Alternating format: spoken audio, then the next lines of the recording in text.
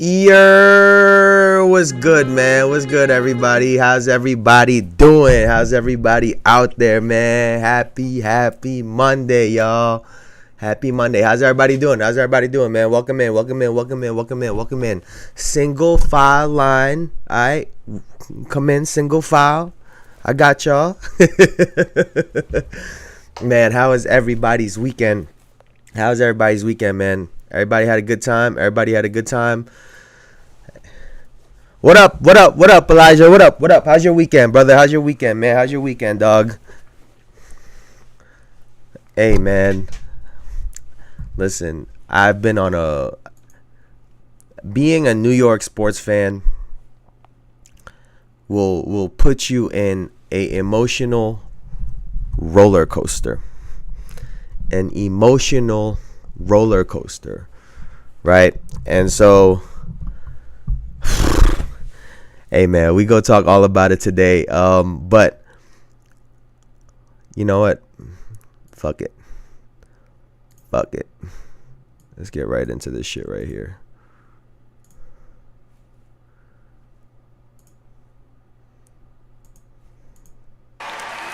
To present the award for the WNBA Champions, so much credit to Clara Wusai and Joe Tsai, the owners, to Coach Sandy Bonello and GM John Kolb.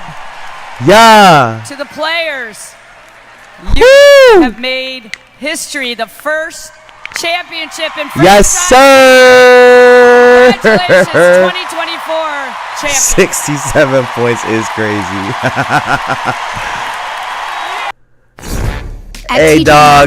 Hey, dog, we fucking did it, y'all. We fucking did it, man. All my life, I have never witnessed a basketball championship for the city of New York. I've seen the Giants win a Super Bowl. I've seen the Yankees win a World Series in 2009. I was at that parade. But when it comes to my favorite sport, the sport that I grew up loving, I'd never known what that was like as a fan. And to actually witness it. Hey, man. Hey. They need to stop playing and give Detroit team back. Hey, listen, man. It was a truly unbelievable moment for the city, unbelievable moment for the organization, and really it was an unbelievable moment for the fans. So we'll get into all of that shit in just 1 second. Let me go intro the show real quick. Now, everybody, welcome into another episode of the Jayson Estrera Show, where we talk about basketball, sports, and any topic that comes our way as accurate as possible. Today, it's all about the year. Can I get a year? Us New Yorkers, you can't take us nowhere, dog. You can't take us nowhere, bruh. Because we just gonna fuck everything up. But we come in with a lot of pride. We be having each other's back. And hey, man, it's a great feeling. Like I said, I didn't know what this felt like. As a basketball fan, and to see it is just unbelievable. So we'll get right into it, man. Aside from this game, this entire series was unbelievable. The other day, I put the title Grand Opening, Grand Closing. And I almost wish I put that title on for today, but I wasn't about to double back. Like, you got to give some shit some time, right? There's a statute of limitations to some of these names, right? You got to try to be creative, dog. But the fact that this series ended the way it started, with an overtime game that first went to Minnesota and then went to New York. I mean, Chef's kiss. Dang, I didn't know how it felt. Hey, no bullshit. Yo, no bullshit. Like, yeah, I was fucking sharing everything on my story on Instagram last night. Fucking the Liberty, the WNBA I was sharing all that shit on my story, dog. Like I said, I've witnessed the Yankees get a World Series, the Giants get a Super Bowl. I'm not the biggest football fan, but I'd watch them. Watch those games. I was a much bigger baseball fan than I am now at that time. I used to watch every pitch. So all of those were great. But like I said, when it comes to your sport, like the sport that you love, and you've never seen what that's like, felt what that feels like, it's always a disappointment. Motherfuckers losing. It feels real good to be on the other side. Like, I'm not gonna lie, bro. It feels real good to be on the other side. And aside from winning, we got an unbelievable series. It's not like we blew them out, they blew us out. It was a gritty series that had ups and downs, and it took you on a roller coaster ride. Whichever team you were a fan of, right? So from that perspective, it's gonna sound cheesy, but the fans really won. Like, no bullshit. I know that there's been a lot of drama, a lot of controversy on foul calls or whatever the fuck, but ultimately, basketball fans won because we got an unbelievable series with great basketball from two of the best teams in the league. A matchup between the first and the second seed in the WNBA went exactly how it should have. 5 games, and on top of that, we needed 2 extra quarters in the series to decide this. So, what more could you ask for? And to be the team that won a gritty series like that,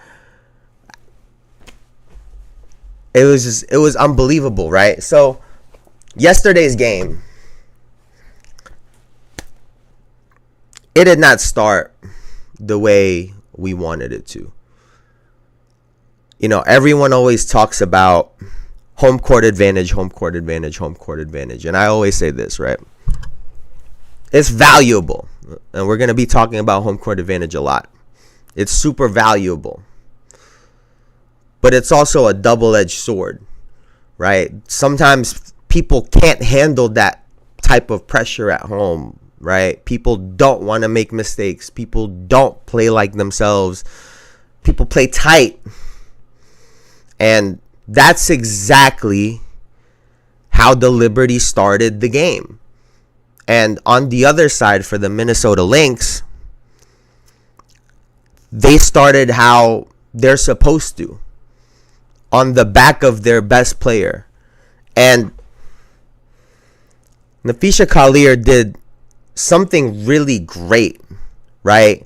She was getting a lot of her buckets early in the game off of the catch, off of rolls, so where she didn't have to catch and face up and make a move or a dribble drive. She was just catching and laying the ball up, right? And then after that had happened, she started mixing the game up, which is why she had such a great first half. And then Kayla McBride was hitting shots. It looked great for the Lynx. But I kept saying, I was like, man, we are playing like absolute shit. But every time you looked up at the scoreboard, we were always within striking distance. And I was like, fuck, man, like we literally only need a run. And Breanna Stewart, God bless her, because she was doing everything that she can, right? In terms of grabbing rebounds, trying to set people up, attacking the basket. She was doing everything that she can. Like, she was really out there trying her ass off. No bullshit. Like, you can see it. You can see she was really trying her ass off. And for the game to come down to the last few minutes of regulation, right? And then we get the foul calls. We get the missed free throws from Breanna Stewart. Then she makes up for it and hits 2. And then Kayla McBride misses the 3 to win the game at regulation. And then they go into overtime where we really put the pressure on them and really pushed the pace. And I'll be honest, I think a part of it was they kind of ran out of tank. Their tank was on empty by the end of that game. And we just kept digging, right? And we pulled the victory out. Now, a big controversy that everyone has been talking about is the foul called on Breanna Stewart. With it was 6 seconds, I think it ultimately went to 6 or 5.2 seconds or something like that, right? Excuse me.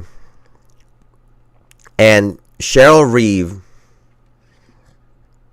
had a lot to say about it in her press conference. She had a lot to say about it, right? She went as far as to say that this championship was stolen from them. Stolen. She went on to say if they would have submitted this review into the league, that it would have been marginal contact at best.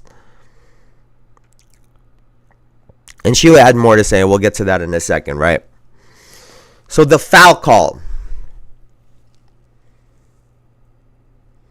We were just talking about it a second ago, right? Everyone wants to talk about home court advantage, home court advantage. Teams fight tooth and nail to get home court advantage. And some people like to pretend like certain things don't exist. So when you have home court advantage, you not only have your fans there, but what have we always said in basketball? The home team always gets the calls. And so, in that moment, when you have one of the most decorated WNBA players ever attack the basket and get hit, and they call the foul, and they want to act as if we won the game because of that foul and those free throws, I'm sorry, but Kayla McBride went down on the other side and got a great look at the basket. We're not just going to pretend like she didn't fucking miss that shot. That's what we're not going to do, because she had 5.2 seconds left. Cheryl Reeve, credit to her, drew up a great play, got a great shot for one of her best, if not their best, three-point shooter, and she clanked that motherfucker.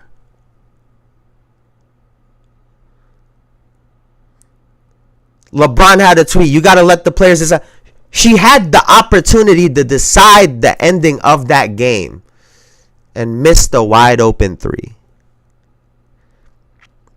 Oh, and then after that, they went into overtime where for 5 minutes, the Lynx had the opportunity to win that game. And they didn't.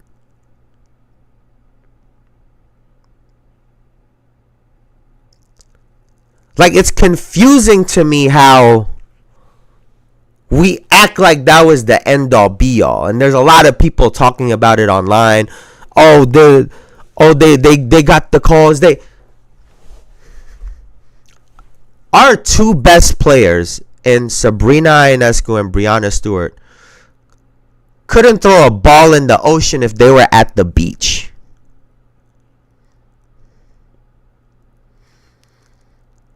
We couldn't hit a 3 as a team. We were like 2 for 20 or some shit.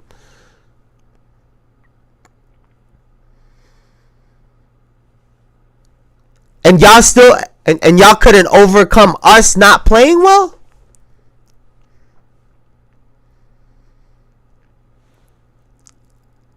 That's the part that's confused. What the fuck else do y'all want?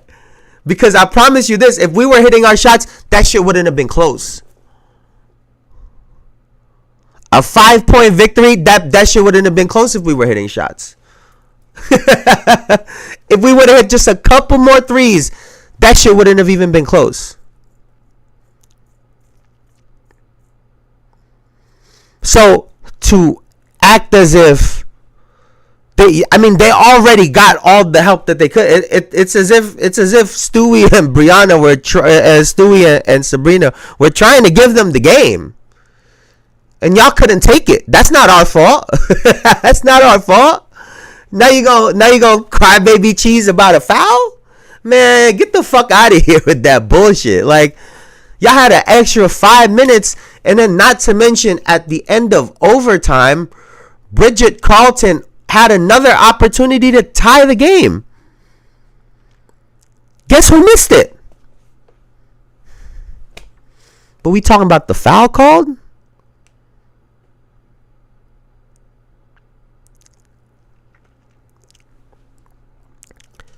The ending of that game to me was just so New York. Right? Like, everything that could have gone bad in that game went bad. And we found a way. Oh, by the way, the Minnesota Lynx were one of the best defenses in the WNBA. Allowed what's her name? I want to get her first name right. Niara Sabali to go and get herself, what she got, like 13? I think she got like 13 and 17 minutes or something like that. In the third quarter, I think she had like 11 and 9 minutes. So y'all let a bench player that hasn't really played get off on y'all? See, like, that's the part that's confusing, right? And the funny shit is, for the Lynx, if Courtney Williams would have played any better, they probably win the game. There were 2 or 3 mid-range shots that she just straight up missed. And we want to talk about a foul called. Like, I don't want to hear that shit, bro. I don't. I'm sorry, I don't. I'm not gonna hear that shit. Motherfuckers talking about asterisk this. Go fuck yourself. How about that one? like what we talking about? And then Kayla McBride said something in the post-game press conference about she felt like they deserved this championship. And sometimes I really hate that word, right? When people start talking about they deserve this, they deserve that. It's like having a level of entitlement to something that you didn't get.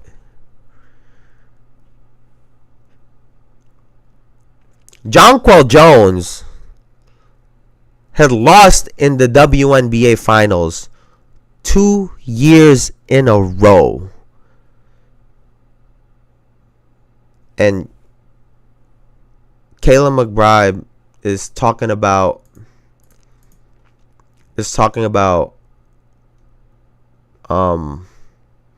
deserving the ring. Y'all didn't even make the finals the year before. Like, I hate this idea that there isn't a process to this shit. Like, oh, y'all were good this year, so all of a sudden you deserve the champion. You didn't make it last year. Y'all haven't made it since like 2017 because motherfucking Cheryl Reeve was over here talking about our championships Congratulations that you've won a championship. Congratulations.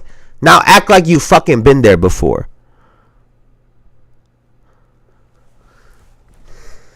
People get on NBA guys' backs, but when they lose, they always say the better team won. They may say they thought they were better, but the better team won.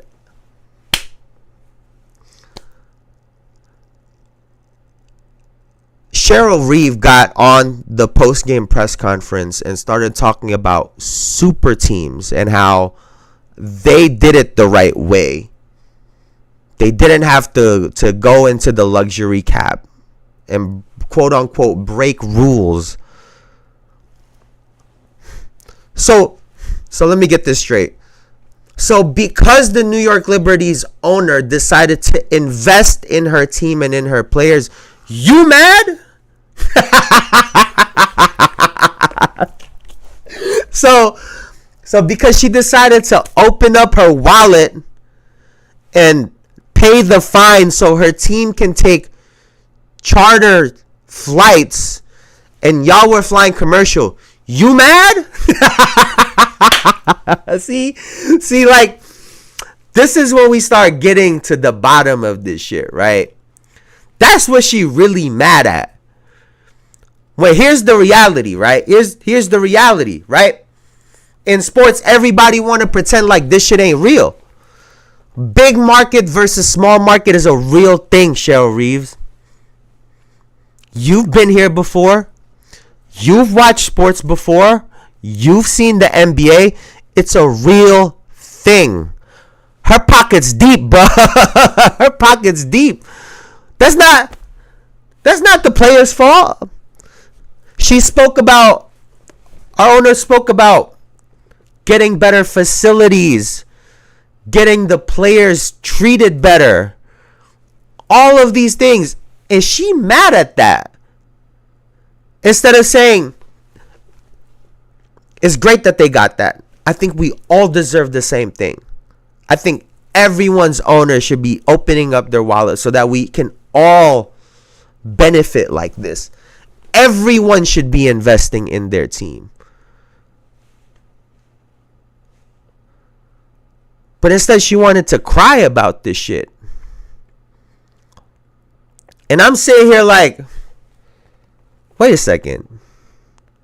So she just not gonna say no PC shit.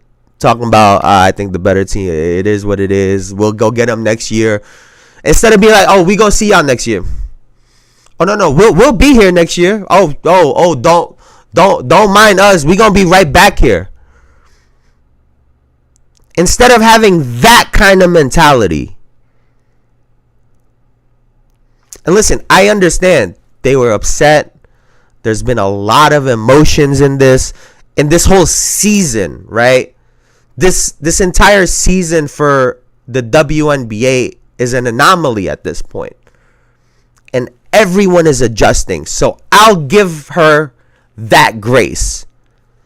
They've never had a platform like this.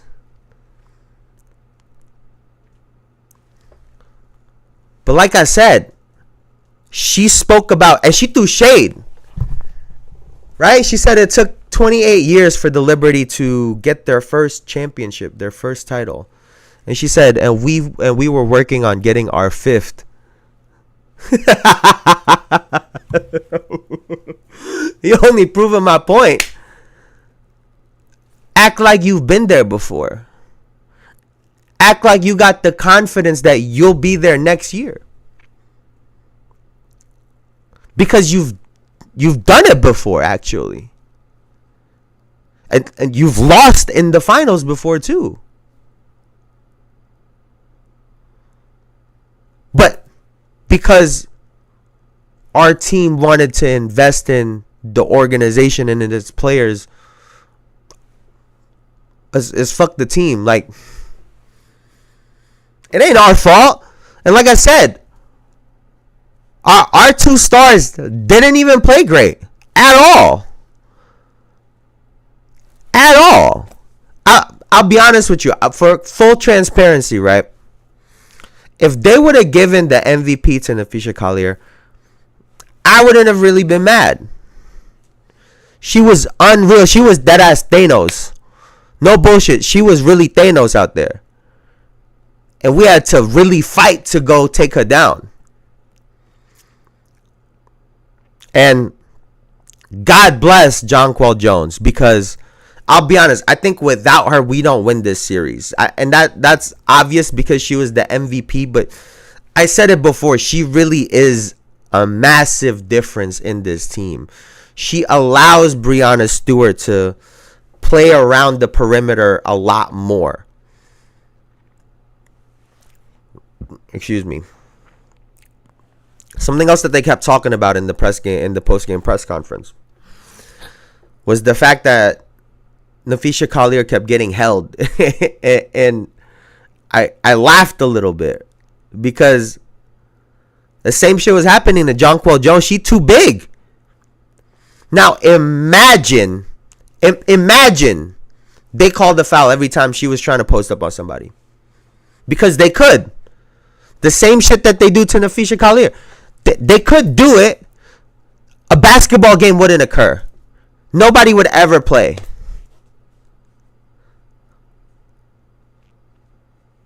We've spoken about referees before, right? In the NBA, a referee has spoken about the flow of the game. You can technically call something every possession, but you have to try to allow the game to have a flow.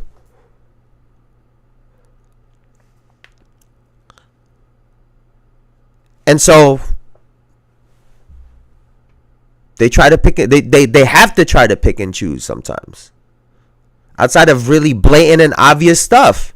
And like I said, they have Napheesa Collier, who you could call a foul on in her favor damn near every possession. The same shit goes for Jonquel Jones. The same shit. They're fucking wrestling her, fucking tussling with her. You would think there was a fucking wrestling match under the rim. Play through it. Super frustrating, but hey, it's a part of the game. Now, I do think that this creates great drama going into next year. I think Cheryl Reeves' comments were great because they're gonna call this stuff back next season. And the rivalry that the Aces and that the Liberty had this season is now going to be the Liberty and the Lynx. And, you know, the Aces are going to be trying to get their get back as well, too. So in that sense, I think it creates a really, really great story and creates narratives off of this. So I think it keeps this momentum rolling for the WNBA, right? And I think that part of it is really great. Now, for the Liberty, I'm going to start with Sabrina. Sabrina has to get better this offseason. If it wasn't for her game-winning shot in, what was that, Game 3? In Game 3, I believe, right? If it wasn't for that game winner, this series would look really, really bad for her. And that's not because she's a bad player. I think, and I noticed this in the Olympics, right? Her ball handling gets exposed. She's not an unbelievable ball handler. And I'm not talking about over here being able to do tricks and whatnot. She has to dribble on her side. You could tell she's not extremely comfortable just having the ball in front of her because she knows she can keep it away. It's always just a side dribble. Her stance is super wide. So it's not. That's why it's kind of hard for her to just pull up and get shots up. She has to create so much room off the dribble to get a shot off. So I think her ball handling is number one. Number two, she's got to get stronger. She has to get stronger. There are a lot of times where I feel like players are able to just hip check her. Right? They can ride her ball handle, and she's unable to turn that corner because she's just not strong enough, I don't believe.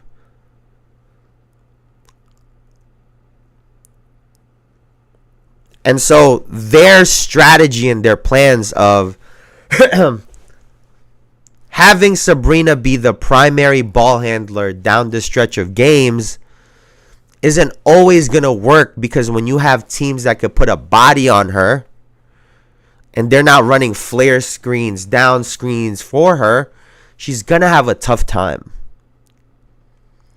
So those are the two things that I want her to really work on in this offseason, because it'll go a really, really, really long way. Now, kudos to her, because despite her unbelievably awful shooting night,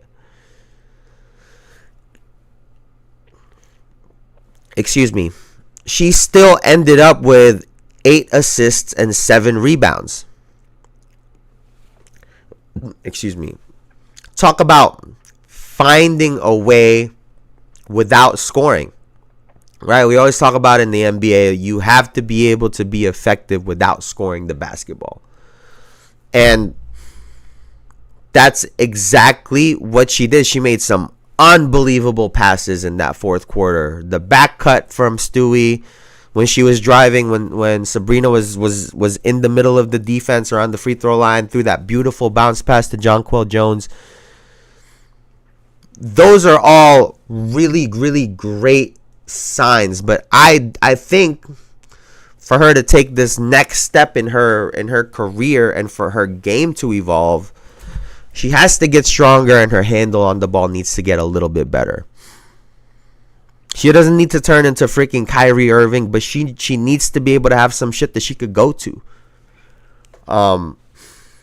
Because she was getting exposed in that sense. And kudos to her, she kept shooting the ball. I can never get mad at someone for shooting their shots. Right? There's gonna be people out there killing her.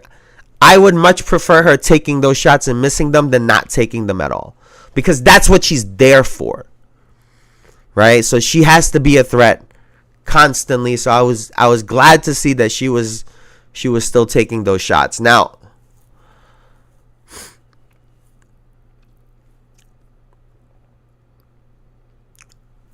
for the rest of the team, right? I think Stewie just has some off games. Like I said, Sabrina does a lot in terms of really opening the floor up for everyone else. And I think that when it comes to Breanna Stewart, I mean, she's already so decorated, and she's already had such a career, right? And so 94, wow. And so her game is only going to change but so much. However, I think she needs to be able to post up a little bit more, right? She needs to be able to post up her. It's so exhausting to see the way that she gets buckets sometimes, right? It's a lot of face up. She has to dribble, pull, hesitate. Like, it's so much effort to make a basket. I would love to see some more pick and roll action between her and Sabrina, whether it's Sabrina getting the pick from Stewie or inverting it, right? I think those would go a long, long way for this team. Jonquel Jones is just a fucking monster in the paint. There's nothing they could do with her. There's nothing anyone could do with her. So you got to keep that up. And really, aside from that, they're going to eventually need a replacement for Vandersloot, who's getting older. But this team at its core is really, really good. And to see Sabally have a game like that in the finals, hopefully you hope for more moving forward. But who knows, right? Who knows? And on the other side, for the Minnesota Lynx, I kept preaching it this whole series. Their style and the way that they play is so consistent. It's so consistent. Everyone knows who the ball is going to. And they just play off of that. Like I said, if Courtney Williams would have had even half of the game that she would have had in this series, right? If she was half of that player even, they probably win this game. But that just wasn't the case. So for them, it's really a matter of how consistent will everyone around Nafisha Collier be? Because we know what we're going to get from her. So it's really about everyone else picking up their slack. But, you know, what a unbelievable WNBA season. We have the 2024 WNBA champions in the New York Liberty. And, I mean, Paige is about to start playing college.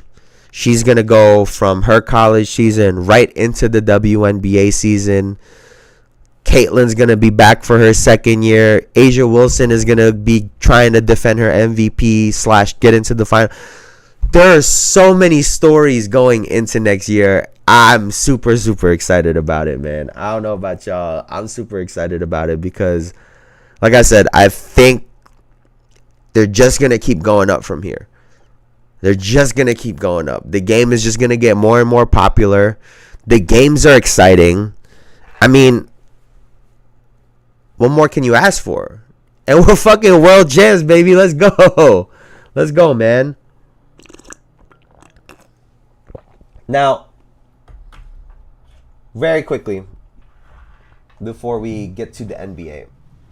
Oh my God, I'm about to spill this shit. Before we get into the NBA, it really is a New York affair right now because the Yankees are now in the World Series. First time since 2009. And like I said, I'm not going to pretend like I've been watching a whole lot of baseball these couple years because I haven't. But I've always been a long-time Yankee fan. So to have the Liberty and potentially the Yankees win world titles weeks apart, man, New York is turned the fuck up right now. And then going into the NBA season where we obviously have high hopes for the Knicks. This is probably the best team that we've had since Melo and those boys, Jason Kidd and them, tried to make a run. It's the best team we've had since then. I'm excited, man. I'm excited. Everything is looking up for New York. Everything is great. Let's fucking go, man. So hopefully the Yankees could pull that out. We could get 2 victories, working on a third with the Knicks, right? That's we could just hope. We could just hope, y'all. Now, moving right along to some basketball stuff, some basketball news, because tomorrow is opening day. And like we like to talk about all the time, there's been a lot of fake news. There's a lot of just chatter and rumors that have surrounded the NBA for the last couple of months because it was the off season, right?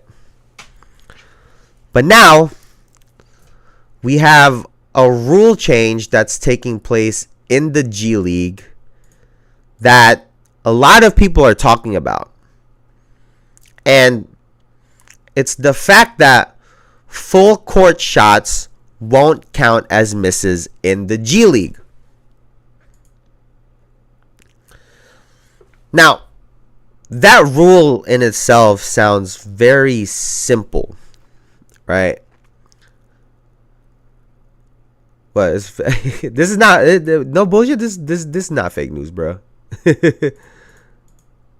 Nah, this is yeah. They doing this shit. They doing this shit in the G League at least. It's not in the NBA. And my initial reaction to it was I didn't like it. If they were to adopt it in the NBA, initial reaction is that I don't like it. But we do have something in the NBA that's already similar to it, which is on shooting fouls. If you miss that shot, it doesn't count against your field goals. And if you make it, it does count in your field goals. The end one, right? When you get an end one in the NBA, it counts. But if you miss that shot on the foul, on the shot attempt, it doesn't count.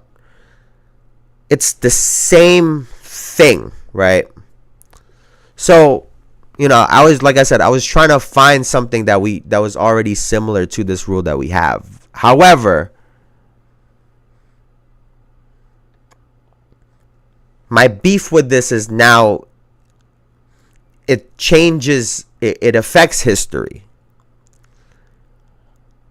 Because without this rule, we already have 40% three-point shooters in the NBA. Without this rule,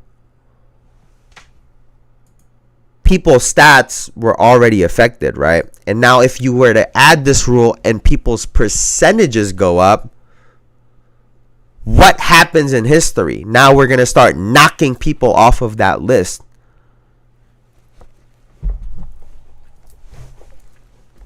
They don't count it on shot attempts? If you get an N1? No, they count, bro. There's no way.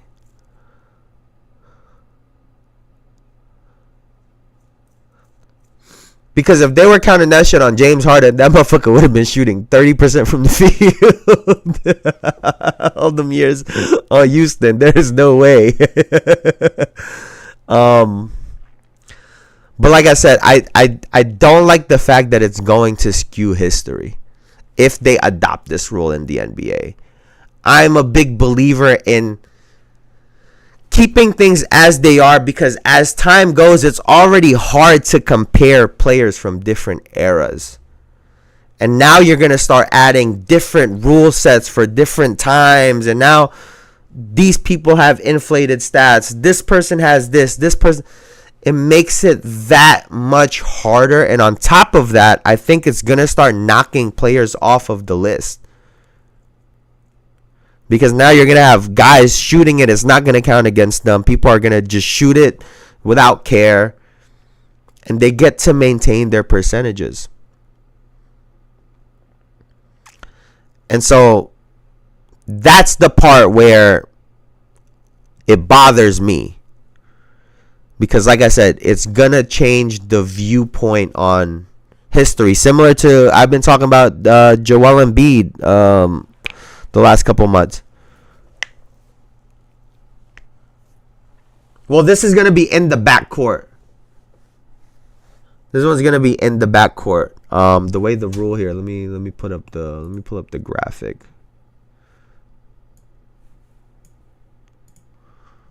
Let me see.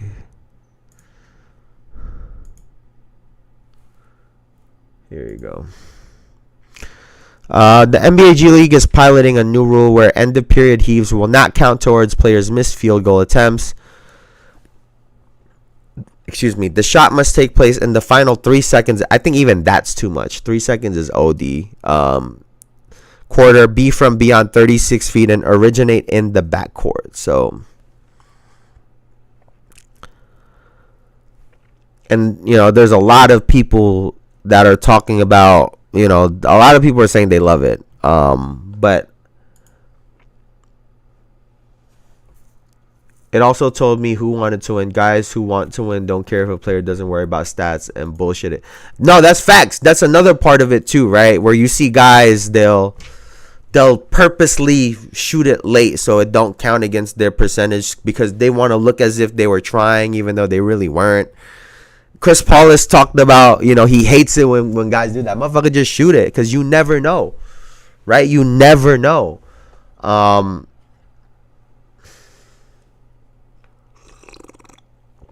No, that's facts. They're definitely trying to fix something that don't need to be fixed. But like I said, I think that they're just. I'll be honest with you. If it does start inflating people's shooting percentages, I think they definitely add it into the NBA. No bullshit. No bullshit. I really think that that's some shit that they're gonna do.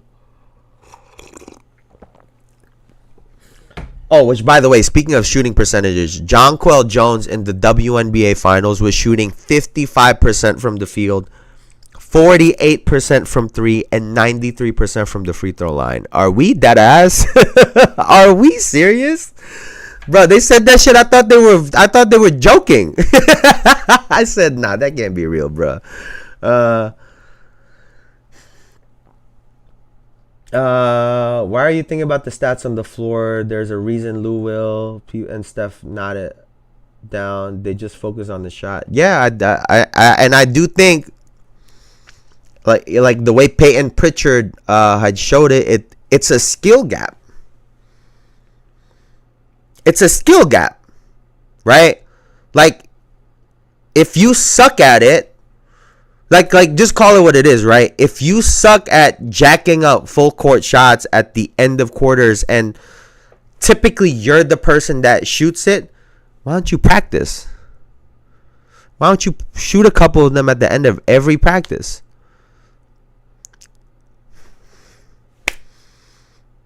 I mean, like I feel like that's such a simple fix to it, right? Like clearly the guards are going to be the ones shooting it for the most part. Shoot a couple of them at the end of practices and see what happens. Maybe you start making more of them in the game. Yeah, like I said, I'm leaning towards really not liking this shit. But I'm trying to find understanding, y'all. I'm trying. I'm trying.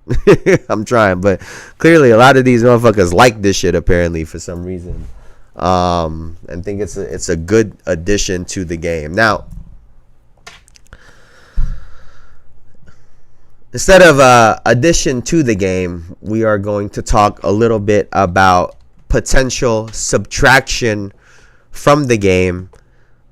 And that subtraction comes in the form of Anthony Edwards because he said, and I quote, "If I win a ring in the next 3 to 4 years, I'm going to play football."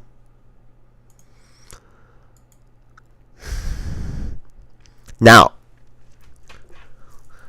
and it will lead to dumber basketball, like you said. It's going to be guys like Draymond heaving it instead of drawing up plays or getting it to sniper. Yeah, to your point, it really is. Some coaches draw up these plays. Like it takes away an aspect of a game that's always been there. But hey, man, fuck are we gonna do? Hopefully, yeah. It's just for me. I don't like the fact that you reward them for making it, but you don't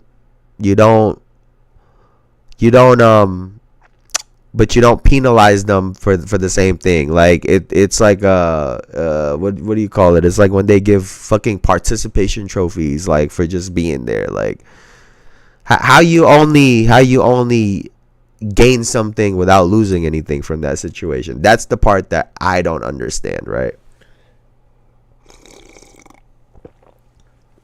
Now,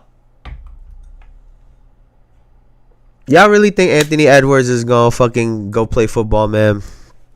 Hey, you just said a couple weeks ago that you wasn't really digging Anthony Edwards. And hearing him say that was a little disappointing, I'm not gonna lie.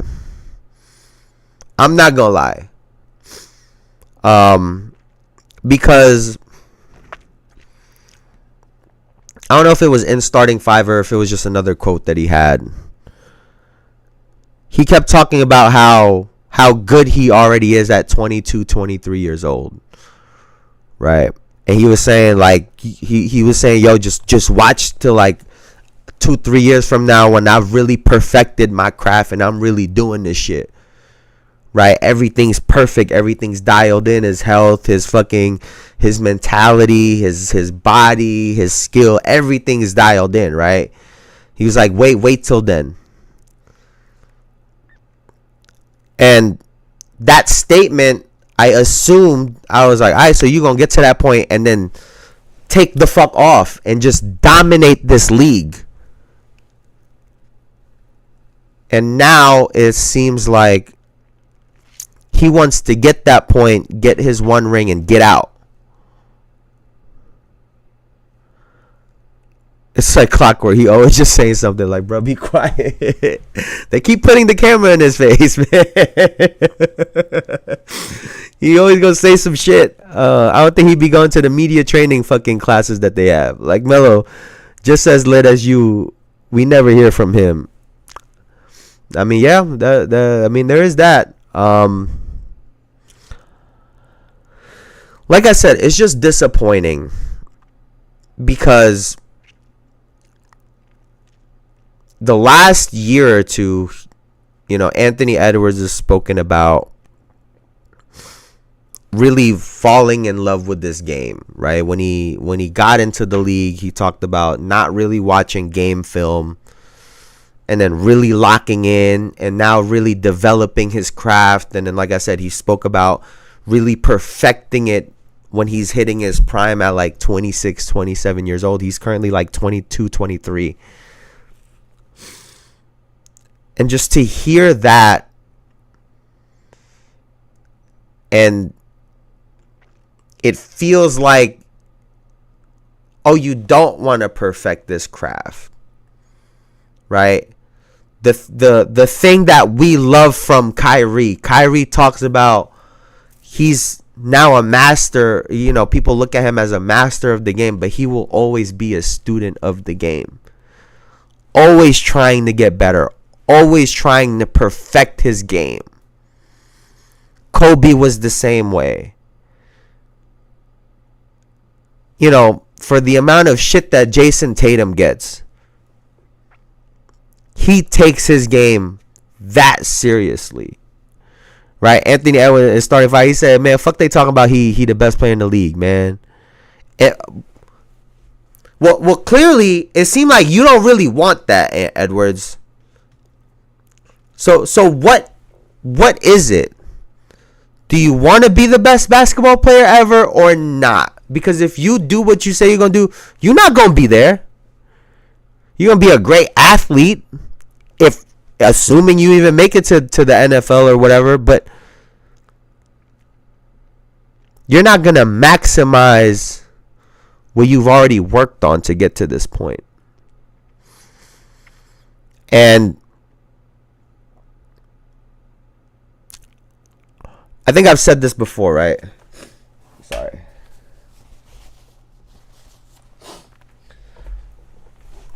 Sometimes when you have natural talent, being your athleticism, your jumping ability, your speed, your quickness, you almost take certain things for granted.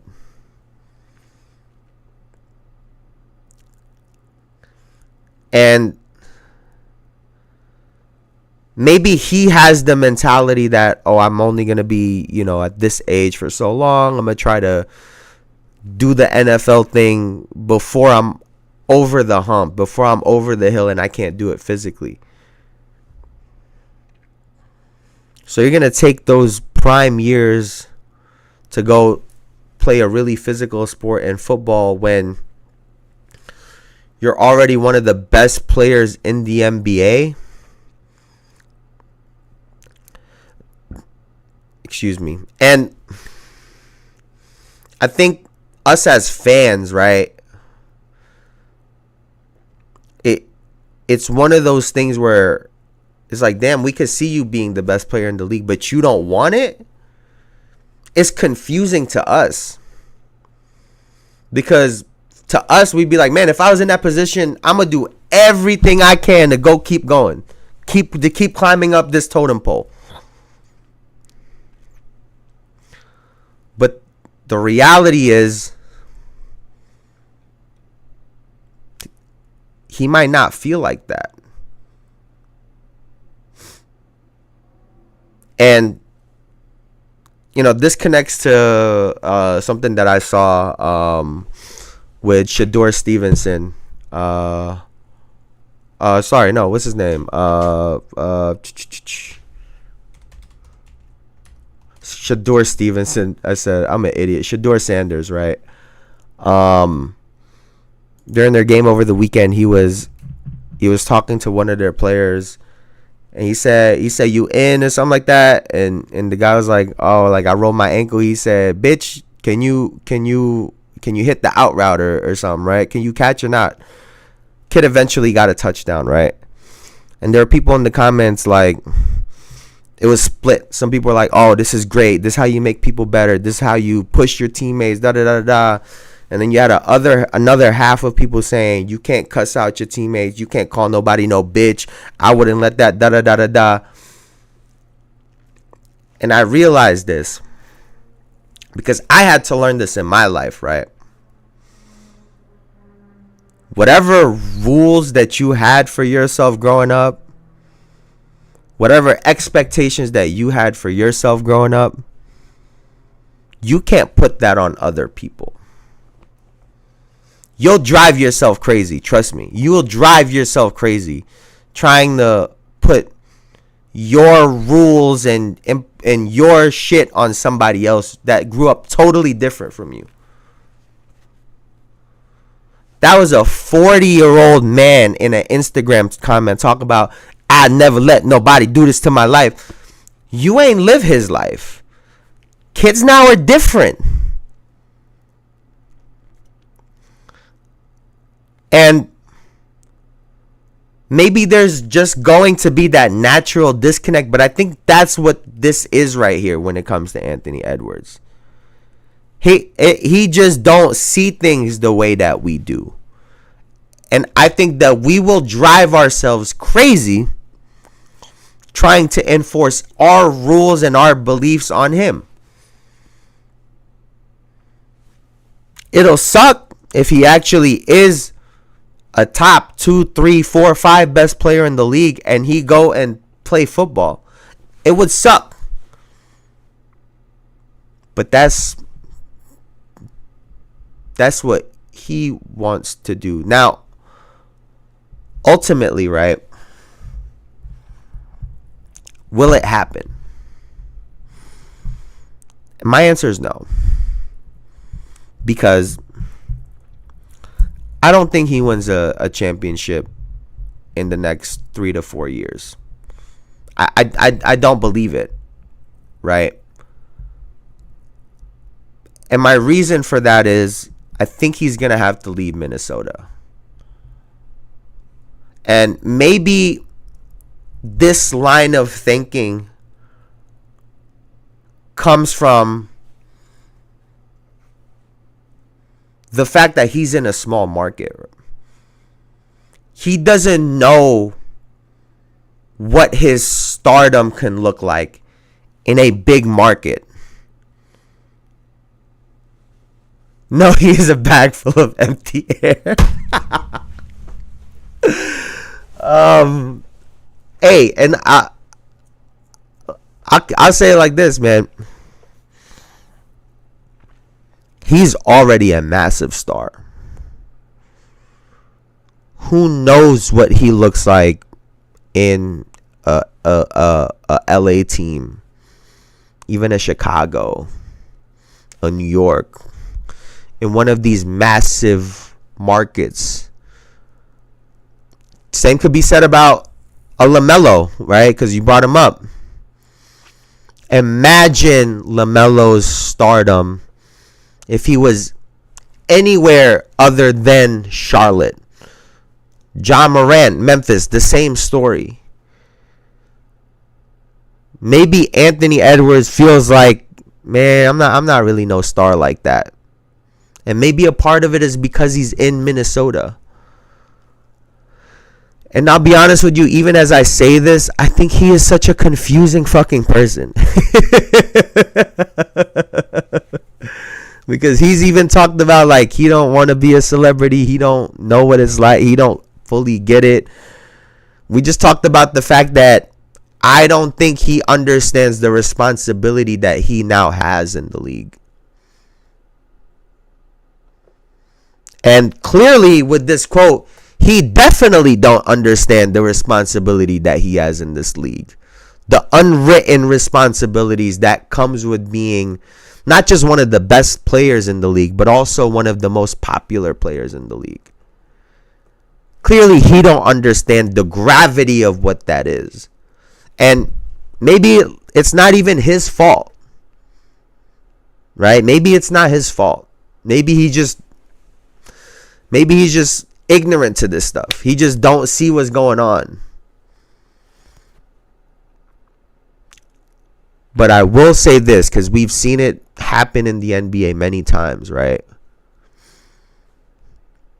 If he don't get with the program, he's gonna get lost. He's just gonna get lost in the mix. We've seen the media and the league turn on player after player. It's happened before. I would hope that he's not one of those guys. But we've seen it before. And that would be really unfortunate because, like I said, regardless of how you feel about him, right? He has unbelievable potential. And high key, sky really is the limit for him. But like I said, if he don't want it, we can't want it for him. He's gonna have to want it for himself. This, I guess for me, this just makes me question all this shit that he be saying. I'm a bust everybody ass. I'm the best in this. I'm the best in that. Because this don't fall in line with that. This don't fall in line with what he been saying. Because the best player would go and get that title and prove it again the next year, and the year after that, and the year after that. But what do I know? What the fuck do I know?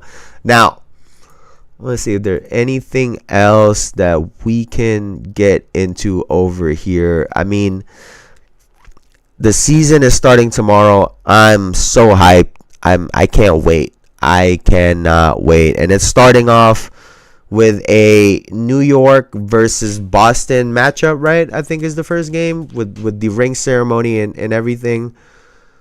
So that is going to be the first game. Yeah, let me see.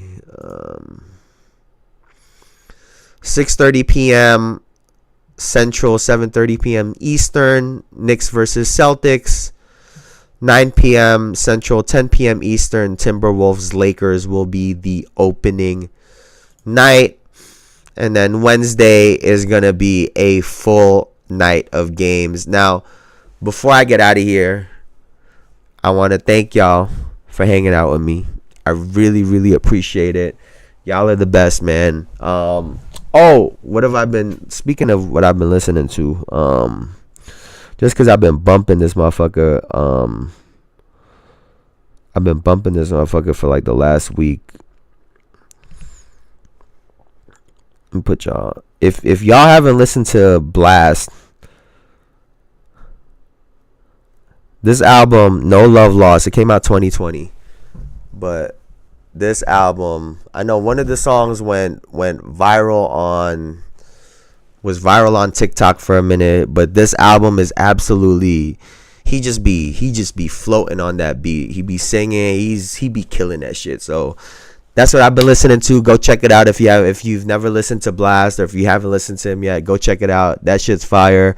Again, thank y'all for hanging out with me. I really, really appreciate it. Y'all could have been anywhere on the internet, but y'all were here with me.